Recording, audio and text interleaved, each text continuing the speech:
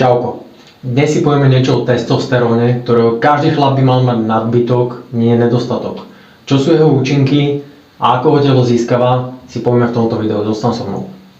Testosterónová molekula je syntetizovaná z cholesterolu. Váš cholesterol sa na tele rozloží buď na stresový hormón kortizol, alebo na testosterón. Čiže váš cholesterol sa vyberie cestou buď stresu, alebo tam, kde úsilie je príjemné. Navyše, veľa ľudí si myslí, že opakom cholesterolu je estrogen, ale pritom je to prolaktín, ktorý vás robí pokojnými a bez túžby niečo dosiahnuť. Hlavným účinkom testosterónu je to, že úsilie sa ti stáva príjemným. To, čo robíš, si aj užívaš. Nie tá odmena alebo ten koniec cesty, ale ten proces samotný ti robí dobre a užívaš si ho. Navyše má aj dobrý vplyv na pocit pohody a pri nedostatku testosterónu môžeš pociťovať úzkosť, má negatívny vplyv na sexuálnu reprodukciu a na sexuálne správanie. Tu máš pár tipov na zvýšenie testosterónu v tvojom tele. Prvý je pomerne jednoduchý a to je to, aby si dýchal nosom a nie ústami. Cez deň aj v noci. Existuje dobrý dôkaz o tom, že v noci, keď dýcháš nosom, tak sa ti zvyšuje objem kyslíka v tele. Naopak, keď dýcháš ústami, tak máš o niečo väčší podiel oxidu uhličitého, ktorý zvyšuje kortizol a znižuje testosterón. Ďalším pomerne jednoduchým tipom na zvýšenie tvojho testosterónu je, keď sa ráno i hneď po prebudení vystavíš na 2 až 10 minút jasnému svetlu. Ideálne denné svetlo ale môže byť aj umelé v prípade napríklad keď stávaš v zime, skoro ráno a je ešte tma, tak vyhľadaj aspoň umelé svetlo.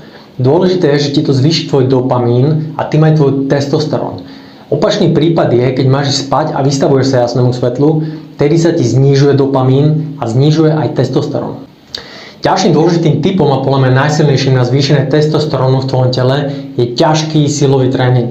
Tréning, ktorý ťa nevysilí na 100%, ale niekde na hranici 75-90% tvojich silových možností a schopností.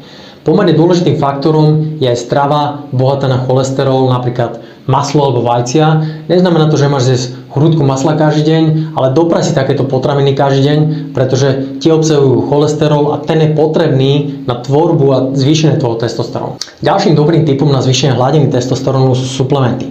Ja ti ich tu vymenujem, vypíšem, ty si ich vygoogli, naštuduj a porad sa so svojím lekárom. Takže vitamín D, zinok, magnézium, kreatín, fadogia, tongadali. Posledným môjim tipom je úspech. To je asi najrýchlejšie, lebo po úspechu prichádza testosterón úplne okamžite. Takže prajem ti veľa úspechov, prajem ti veľa ťažkej driny, ktorú ale zvládneš s potešením a ktorú si užiješ. A ak si nevidel ešte video o serotonine, nájdeš tu a video o prekonávaní sa nájdeš tu. Vidíme sa pri ďalšom videu.